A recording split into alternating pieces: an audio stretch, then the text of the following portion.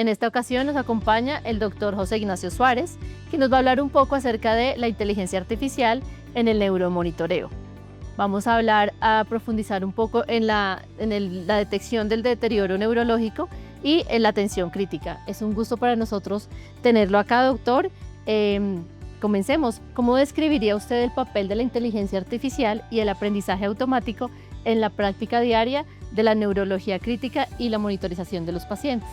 Bueno, muchas gracias por la invitación. Pues realmente nos encontramos en la infancia de las aplicaciones de la inteligencia artificial y el aprendizaje automático en neurocrítico.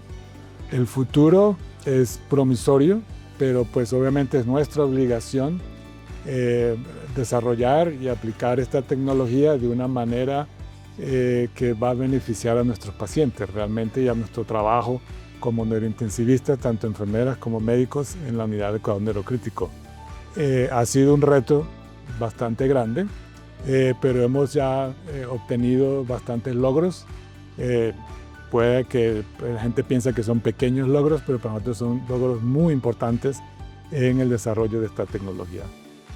Muy bien, ¿y qué parámetros son esos signos clínicos o fisiológicos que son los más importantes para que los sistemas de inteligencia artificial puedan predecir un posible deterioro neurológico en las diferentes etapas de la enfermedad? Sí, una pregunta muy importante. Hay que tener presente que para tener unos modelos predictivos buenos hay que tener muchos datos, ¿no? No se requiere datos de uno o dos pacientes, se requieren datos de miles de pacientes. Yo incluso presentaría el reto que de pronto necesitaríamos de millones de pacientes, ¿no?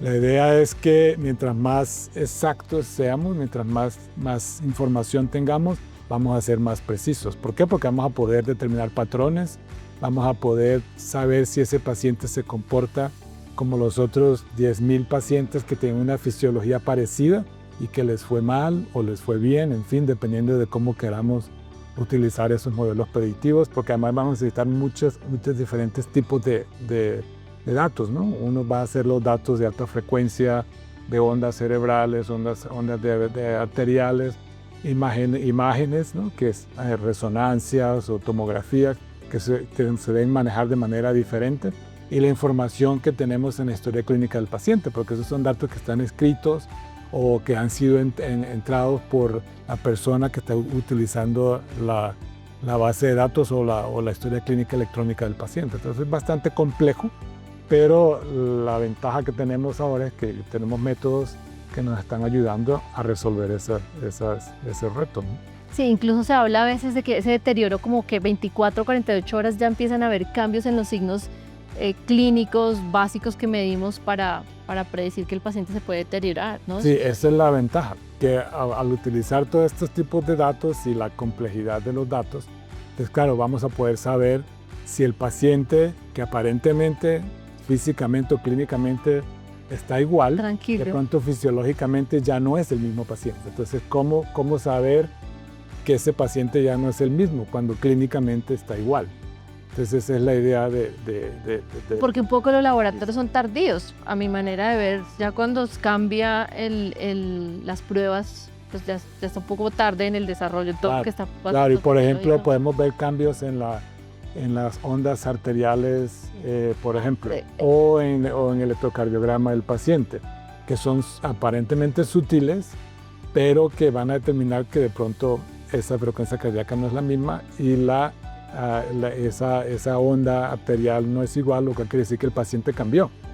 Fisiológicamente cambió, pero no lo vemos porque pues físicamente no lo es. Y el reto es ese sesgo que viene siendo como, no sé, claro que aunque en el tiempo se tiene que sostener, supongo yo, porque por ejemplo, ¿cuál es la diferencia entre que el paciente tenga como una ansiedad, que le dio ansiedad, pánico o algo le sucedió en un momento, a que ya lo vaya a presentar como parte de su fisiopatología de la enfermedad por la cual está hospitalizado? Claro, y para eso podemos utilizar este aprendizaje automático, ¿no? Para descargarnos un poquito de la carga cognitiva que tenemos en la UCI, del cansancio y la fatiga.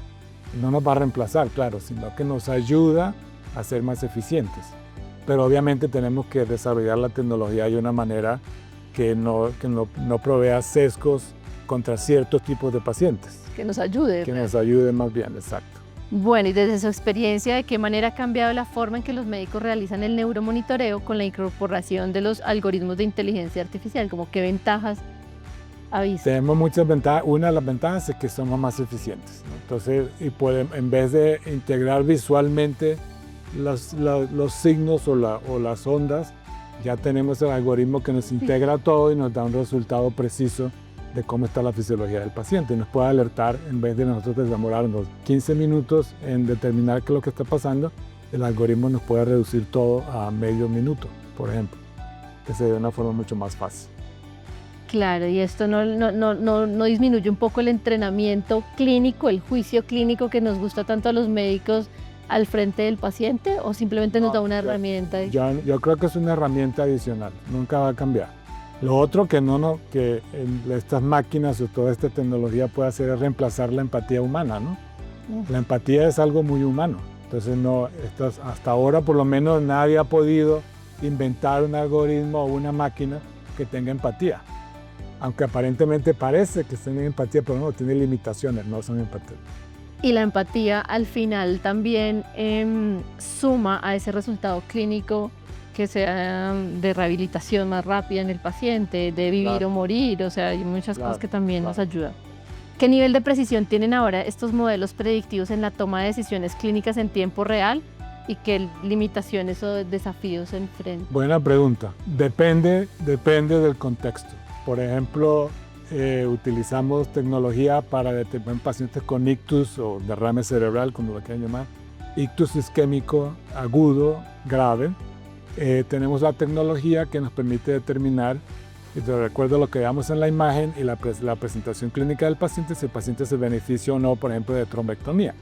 Ese es el ejemplo más fácil, porque simplemente lo que hacemos, tenemos la aplicación nos determina cuál es el tejido que está en riesgo, tejido cerebral en riesgo, y si el paciente es buen candidato o no para la trombectomía. Entonces, es la forma más sencilla y fácil que le puedo poner el ejemplo.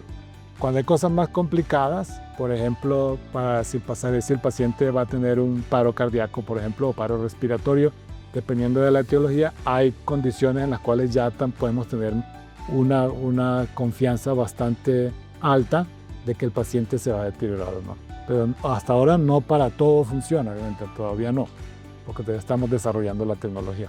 Y finalmente, ¿cuáles son esos? Yo creo que esta pregunta siempre sale en los espacios de inteligencia artificial, y es ¿cuáles son esos retos éticos de validación y de integración en los hospitales que encuentran al incorporar estas tecnologías en la práctica neurológica, y qué recomendaciones nos daría? Una de las complicaciones los retos más grandes es si no hay transparencia. A lo que me refiero, una transparencia en el desarrollo, cómo se desarrolló la tecnología. Porque es importante, la única manera de poder convencer a todos los que practicamos en la parte clínica, y les voy a poner un ejemplo, es saber de dónde viene la información y cómo sacó la información. Por ejemplo, en Estados Unidos hay una tecnología muy buena para mirar las imágenes radiológicas, por ejemplo, una radiografía de tórax, por poner un ejemplo.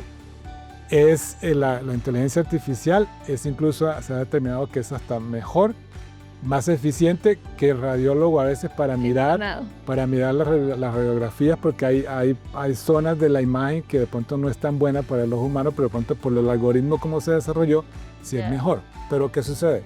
Una vez que se le presenta la información al radiólogo, por ejemplo, si no se le explica cómo se llegó a esa conclusión y cómo fue la tecnología, no la utilizan, porque no saben, tienen desconfianza de si realmente los datos son veraces o no, porque tienen miedo de pronto que los demanden, porque de pronto no sé cómo se desarrolló la tecnología. Entonces lo mismo va a suceder en neurocríticos si no somos transparentes.